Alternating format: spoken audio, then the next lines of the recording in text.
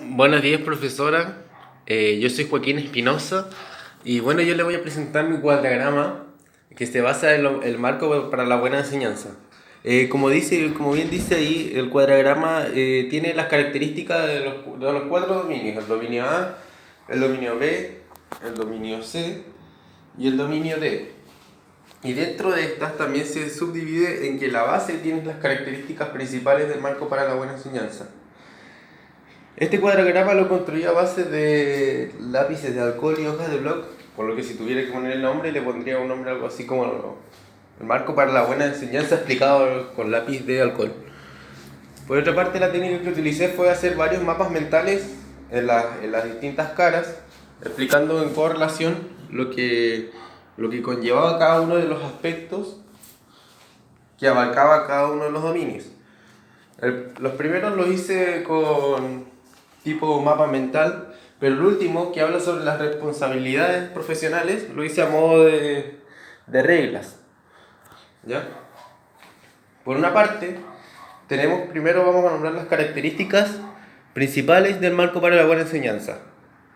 El marco para la buena enseñanza es un instrumento construido por la Asociación Chilena de Municipalidades, el Mineduc, y en tercer lugar el Colegio de Profesores, así consolidando una estructura tristamental dentro de su formación o dentro de su constitución en realidad.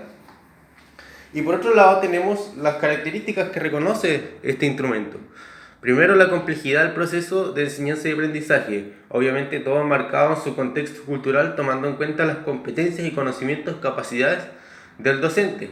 Más adelante vamos a ver que estas son las capacidades que son el eje, ¿cierto?, de este marco. Por otro lado, cabe destacar que este marco no debe obedecer en realidad no es un marco rígido, ¿cierto?, donde se deba obedecer ciegamente al pie de la letra, sino que es una guía, principalmente para lograr la buena enseñanza.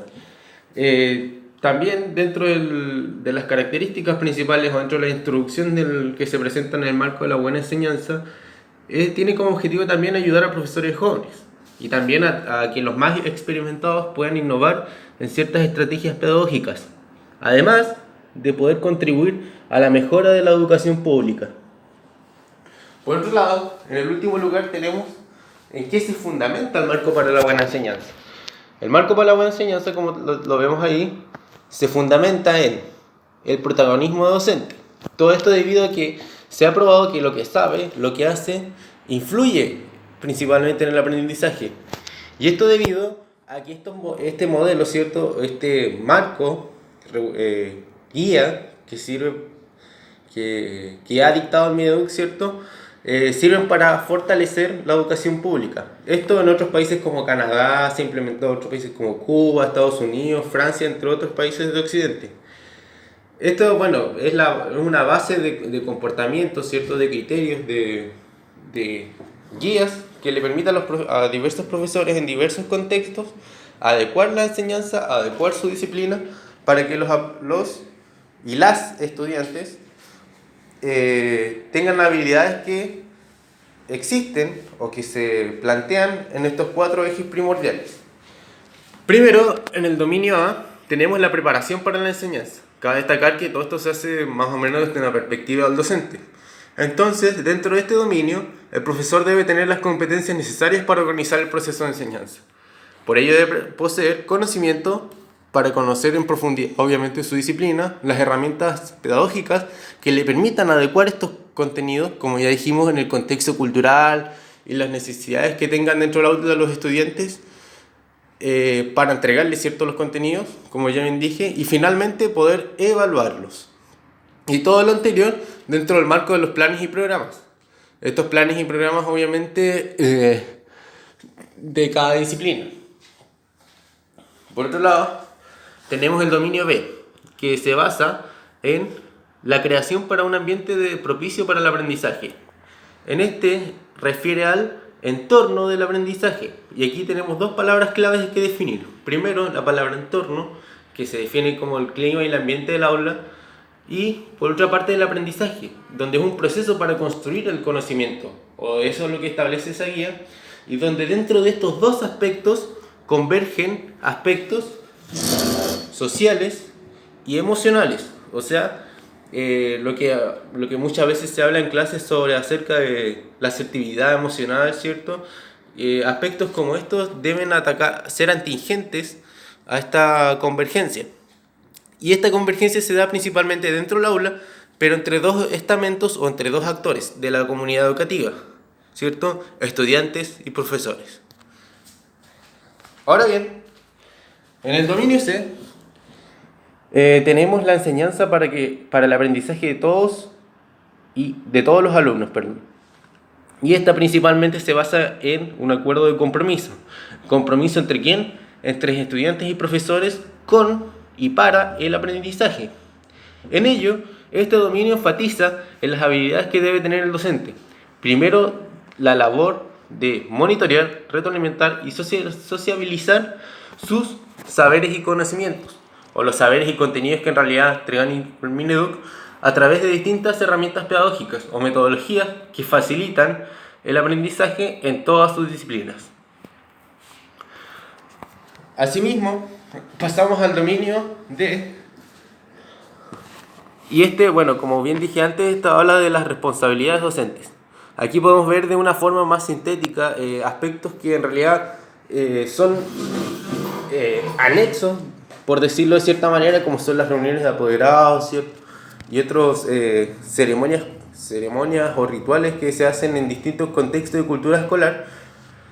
Y el dominio de lo que recoge es que básicamente el docente debe contribuir a que los alumnos aprendan, reflexionar sobre su práctica, donde podemos denotar un poco cosas del dominio C, donde tiene que ser una práctica de autorreflexión, o sea, para mejorar constantemente su metodología y constantemente estar adecuando los contenidos a los estudiantes.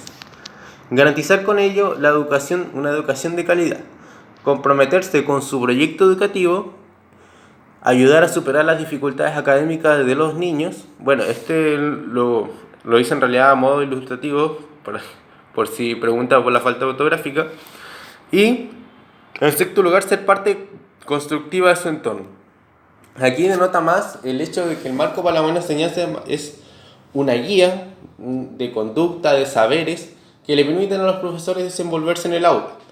Y, a su vez, darle énfasis a lo que pretende el gobierno. Y por ello, en otras palabras, este debe ser constantemente un maestro aprendiz, ¿ya? Para estar aprendiendo constantemente. ¿Y por qué maestro aprendiz? Porque básicamente, dentro del contexto educativo, muchas personas, el profesor se debe enfrentar a muchas personas, por ejemplo, entrevistas de apoderados, estudiantes, inspectores, colegas. Y las relaciones sociales no bien se pueden trabajar de esta guía, sino que necesitan de un autoconocimiento, reflexión constante acerca de estas, como valga la redundancia, relaciones que se dan dentro del establecimiento. En conclusión, puedo decir que este trabajo es una buena herramienta pedagógica, una buena metodología para aplicar en el aula. Encuentro que es bastante interesante hacer esto de los mapas mentales dentro del cuadragrama. Además que se ve interesante porque se pueden poner historias, por ejemplo, como se ven algunos ejemplos en internet. Pero por otro lado, hablando más acorde al marco de la buena enseñanza, podemos decir que a mi gusto lamentablemente está bien que sea enfocado en el profesor, pero está muy centrado en un ámbito de producción. Eso quiere decir que muchas veces en el objetivo, por ejemplo, si mal no recuerdo, C y D habla principalmente de la optimización del tiempo y el enfoque que se le da es principalmente pasar los contenidos de manera óptima, pero contenidos que en realidad no pueden ser cuestionados y que no da pie dentro de este marco para ser cuestionados, sino que principalmente para ser pasados sin reflexión. Siento que la reflexión debe partir de una cosa más estructural, desde mi punto de vista, en vez de una cuestión tan pragmática y tan individual como hacer que solamente el docente se cuestione a través de sus propias prácticas. Sin más que agregar, esperaré sus preguntas, sus consultas y sus comentarios. Saludos.